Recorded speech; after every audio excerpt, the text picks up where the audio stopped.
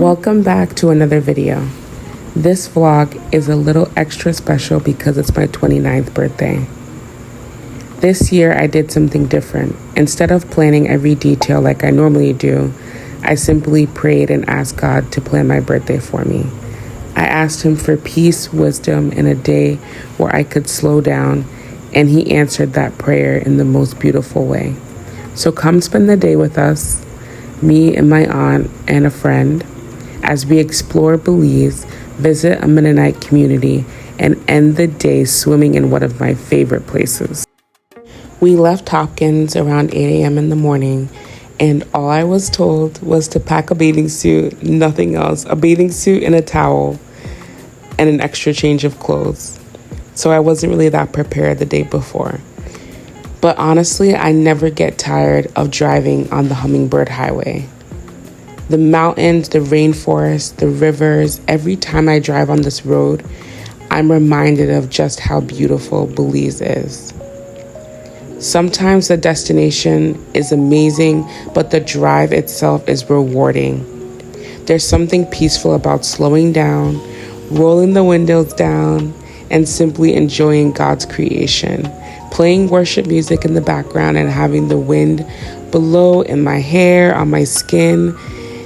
It is definitely one of my favorite things to do. Our first stop was a Mennonite marketplace near Pomona. If you've ever visited a Mennonite community before, they're known for fresh produce, homemade goods, baked goods, and natural products, all at really affordable prices.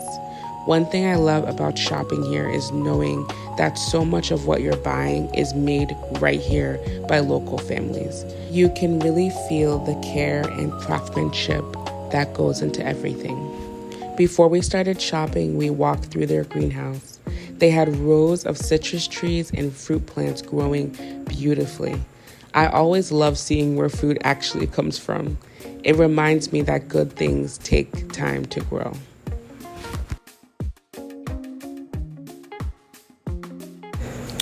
Inside the store, there were so many homemade products.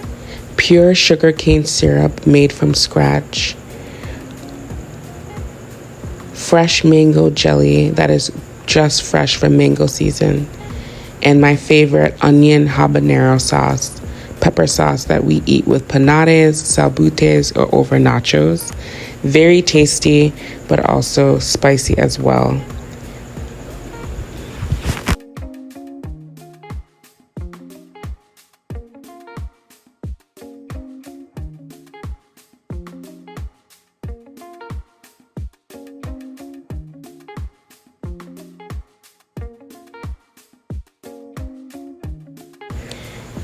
And for my foodies, yes, they have fresh pastries and sandwiches made right here from scratch. Also some fresh pickles, dried bananas, and sauerkraut, which I have not tried yet, but I think I will someday. They also had a cabinet filled with homemade herbal medicines. For iron, for hormonal imbalance, for fertility. They had some for headaches, and it's all 100% natural. I was so amazed with how cheap the bag of okra was. Usually in Hopkins, it's about $5.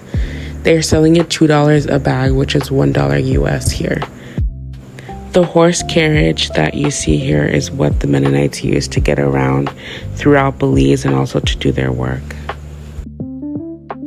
My aunt was curious of who made the herbal medicine remedies, and so the owner told us that we're able to meet the family behind it.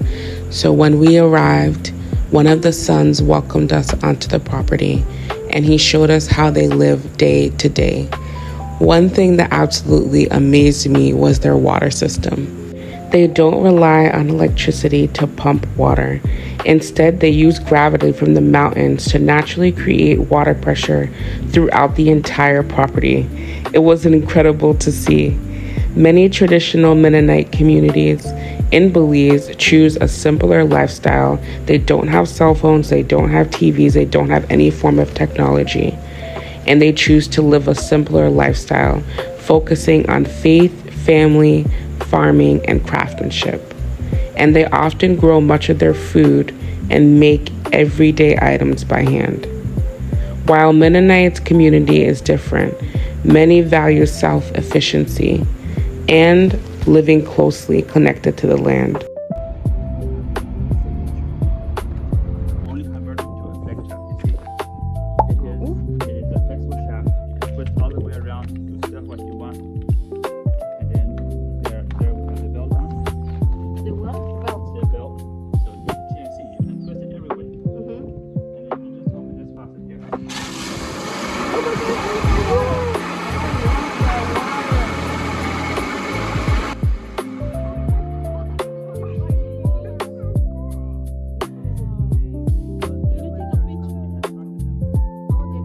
Yeah, that right there. Okay, who are your parents? Oh, you're married? No. You need a wife? After their son showed us how they receive water from the mountains, his parents arrived shortly after and welcomed us into their home. We are so grateful because that's not something everyone gets to experience. They shared their knowledge about natural medicine, homemaking, preserving food, living a slower and more intentional life, as well as building wood furnitures. We're watching how amazing you guys do things. I'm so amazed. This is how I want to live. This is how I want to live. I don't want to live out there. So depend on the government. None at all. You have to pay a lot. Yes, they're robbing us, and put it in their pockets. We need our children to live and survive. In the shade. Yes, we are in the shade. No, we're in the sun. This is so amazing. Wow. You guys have electricity, like current. There's no electricity. No electricity. Sure. You guys are very genius. Wow. That's a proper machine shop. Look, yeah. To make tools. Every conversation felt full of wisdom. It wasn't just about recipes or herbal medicine, but it was about living with purpose. They even prepared homemade chicken cutlets from chickens they raised in their yard from scratch. It was so tasty and fresh. While we were laughing and having conversation, his wife brought out several books called Be Your Own Doctor, which shares natural remedies using foods, herbs, and plants. Whether or not you use every remedy, it was fascinating to hear their perspective and learn how they care for their families over the years. I always love the holistic route when it comes to any type of physical problem. Shortly after, we also spoke and met with the midwife here in the Mennonite village, who gave us some great insight on pregnancy and childbirth. After saying goodbye, we made our way into the inland Blue Hole.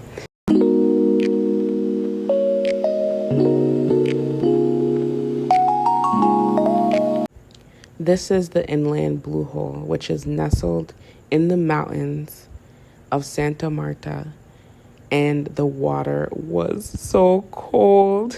It reminds me of the rivers I used to swim in back home in Massachusetts.